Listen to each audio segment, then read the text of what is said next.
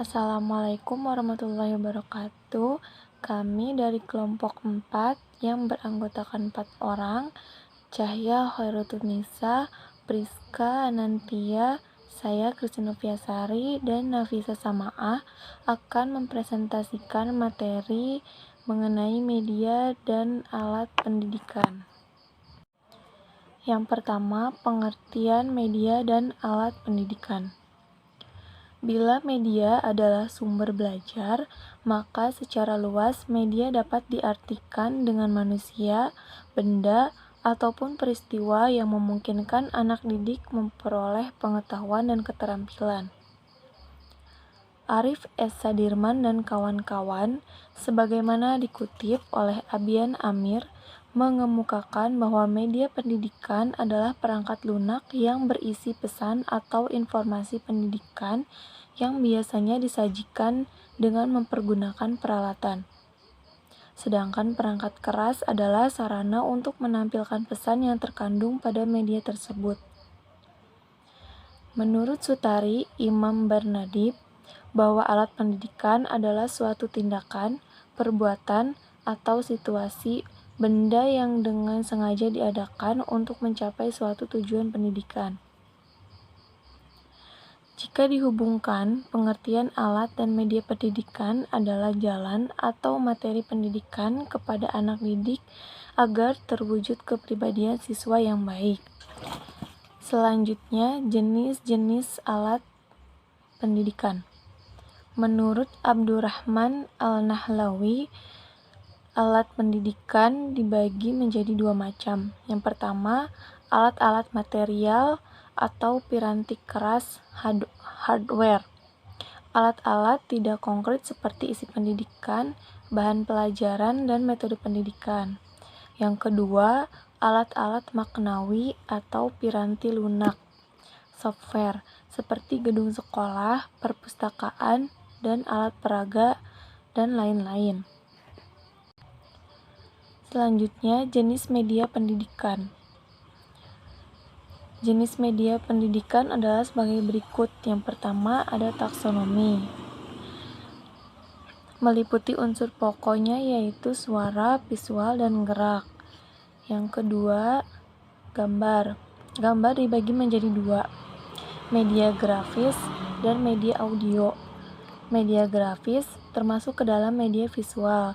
Fungsinya menyalurkan pesan dari sumber ke penerima dengan indera penglihatan yang dituangkan dalam simbol-simbol komunikasi visual. Contohnya seperti sketsa, diagram, bagan, kartun, poster, atau papan planel. Sedangkan media audio berkaitan dengan indera pendengaran. Pesan-pesan yang disampaikan dituangkan ke dalam lambang-lambang auditif, baik verbal atau ke dalam kata-kata atau bahasa lisan maupun nonverbal. Selanjutnya, pembagian alat dan media pendidikan. Menurut Madyo Eko Susilo, membagi alat pendidikan menjadi dua jenis, yaitu yang pertama, alat pendidikan yang bersifat material, yaitu alat-alat pengajaran yang berupa benda-benda yang nyata. Kedua, alat pendidikan yang bersifat non-material, yaitu alat-alat pendidikan yang tidak bersifat kebendaan, melainkan segala macam keadaan atau kondisi, tindakan, dan perbuatan yang diadakan atau dilakukan dengan sengaja sebagai sarana dalam melaksanakan pendidikan. Adapun alat pendidikan yang bersifat non-material contohnya yaitu teladan, perintah atau larangan, dan ganjaran atau hukum. Sumber belajar adalah semua sumber baik berupa data, orang, dan wujud tertentu yang dapat digunakan oleh peserta didik dalam belajar, baik secara terpisah maupun secara terkombinasi sehingga mempermudah peserta didik dalam mencapai tujuan belajar atau mencapai kompetensi tersebut. Jenis sumber belajar yang lain yaitu sumber belajar yang dirancang dan sumber belajar yang dimanfaatkan. Peran media pembelajaran. Secara umum, media pembelajaran memiliki peran sebagai berikut. Yang pertama, memperjelas penyajian pesan pembelajaran agar tidak terlalu bersifat verbal. Yang kedua, mengatasi keterbatasan ruang, waktu, dan daya indera. Yang ketiga, penggunaan media pembelajaran secara tepat dan bervariasi dapat mengatasi sikap pasif peserta didik. Yang keempat, menjadikan pengalaman manusia dari abstrak menjadi konkret. Yang kelima, memberikan stimulus dan rangsangan kepada peserta didik untuk belajar secara aktif.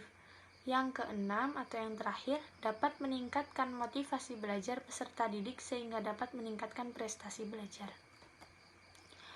Pengelompokan media pembelajaran ada 4. Yang pertama media visual, yang kedua media audio, yang ketiga media audio visual, dan yang terakhir adalah multimedia.